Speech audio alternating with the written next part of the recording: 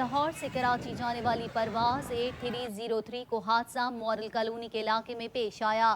Civil ایوی ایشن کی جانب سے ایمرجنسی نافذ کر دی گئی۔ جہاز میں عملے کے 9 ارکان سمیت 98 مسافر سوار تھے۔ عملے میں سجاد گل، عثمان اعظم، فرید احمد، عبدالقیوم، ملک عرفان، مدیہ اکرام، آمنہ عرفان اور آسمہ شہزادی شامل ہیں۔ حادثے میں 10 سے زائد رہائشی افراد کو زندہ نکال لیا گیا۔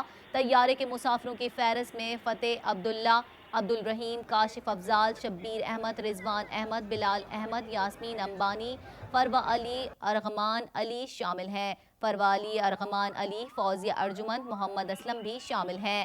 پاک فوج اور رینجرز کے دستوں نے ریسکیو اینڈ ریلیف آپریشن شروع کر دیا۔ پاک فوج اور سندھ رینجرز سول انتظامیہ کو اعانات فراہم کر رہے ہیں۔ دوسری طرف صدر مملکت عارف علوی، وزیر اعظم عمران خان اور آرمی چیف نے طیارہ حادثے پر افسوس کا اظہار کیا ہے، جبکہ وزیر اعظم عمران خان نے طیارہ حادثے کی تحقیقات کا حکم دے دیا۔